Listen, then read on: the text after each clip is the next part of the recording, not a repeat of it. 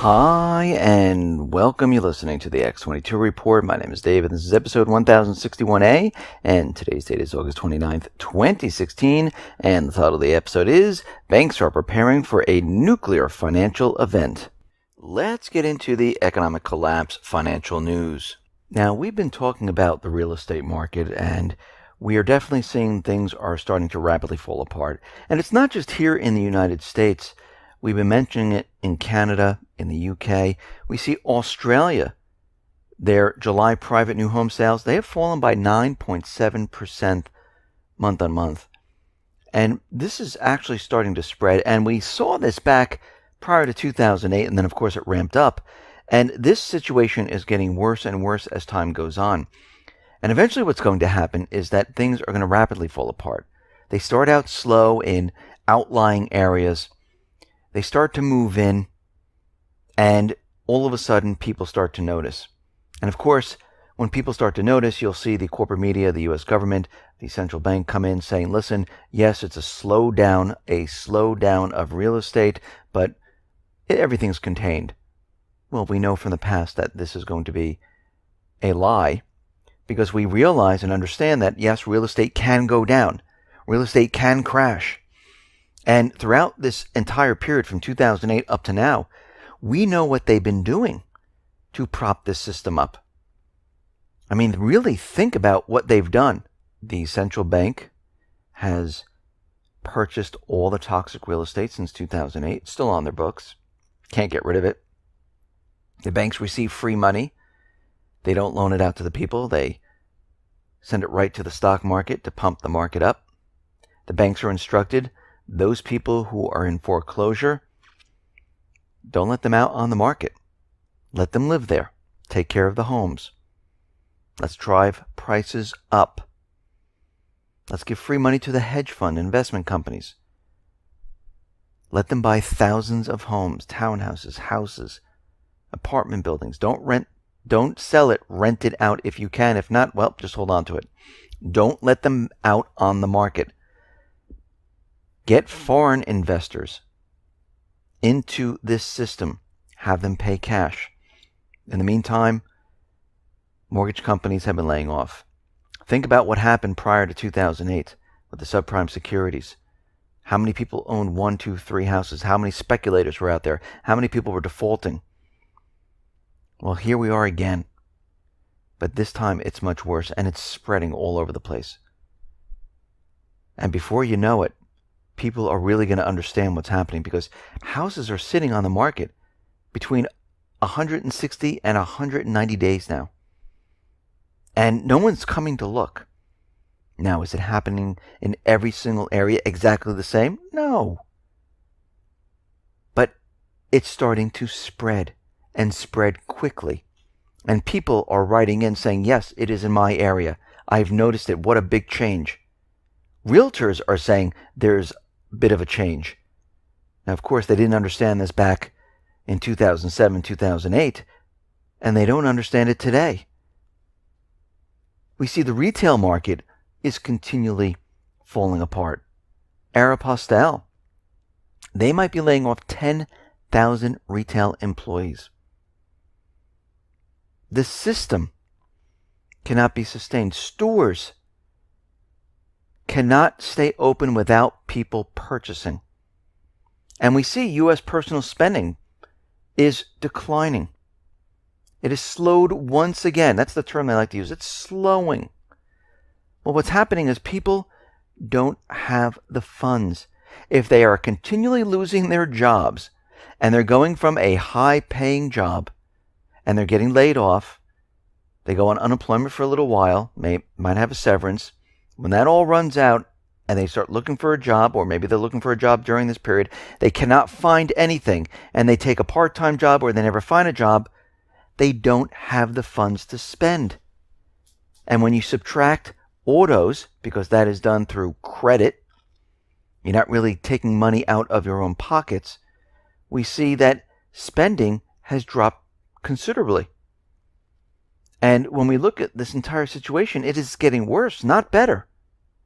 We see the Dallas Fed.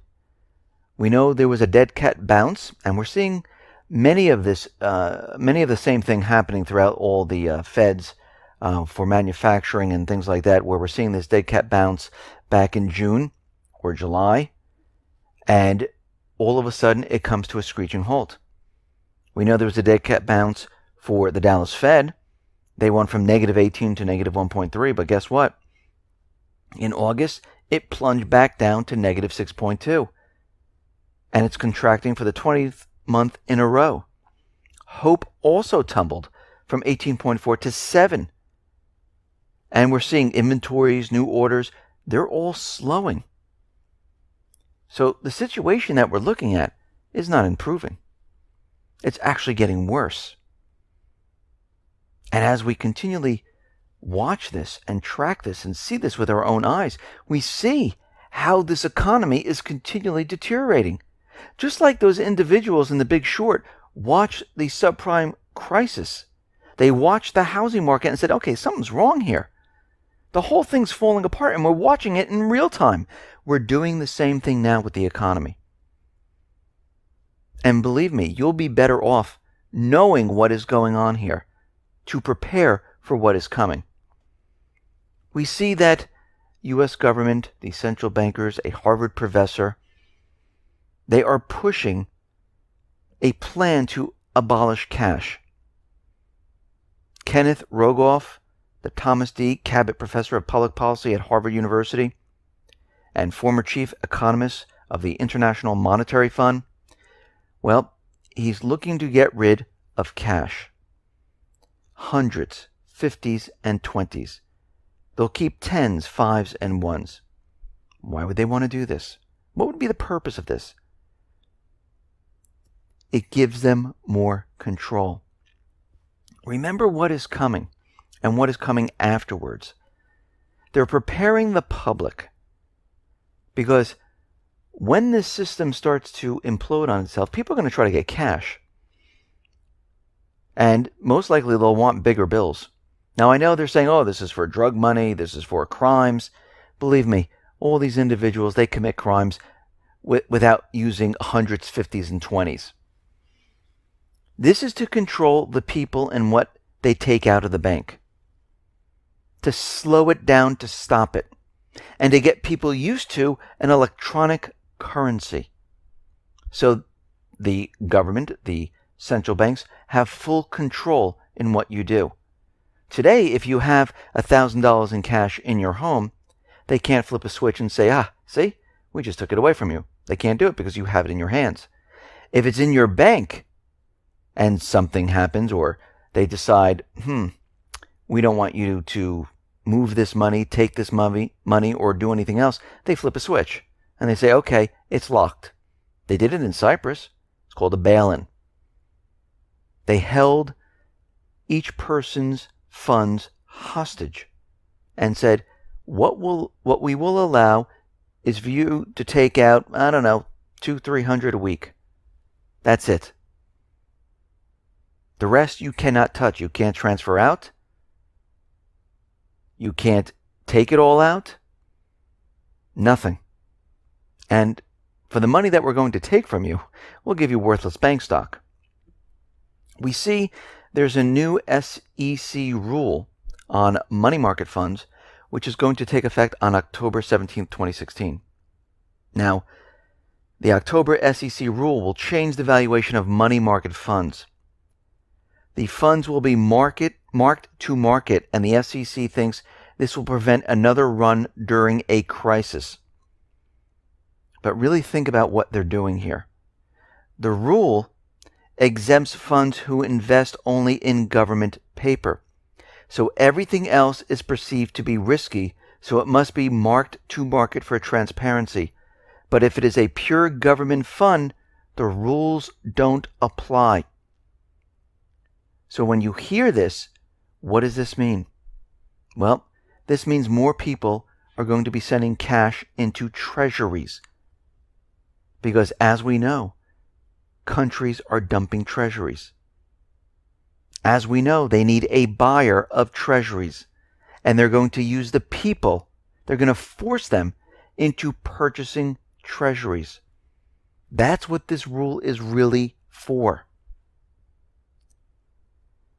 We see Barney Frank is out there. And he is telling Janet Yellen, and remember, Barney Frank was one of the architects of the 2010 Dodd-Frank Wall Street Reform Act. He's telling Yellen that it would be a huge mistake for the Federal Reserve to raise interest rates before the election. Why would it be a huge mistake?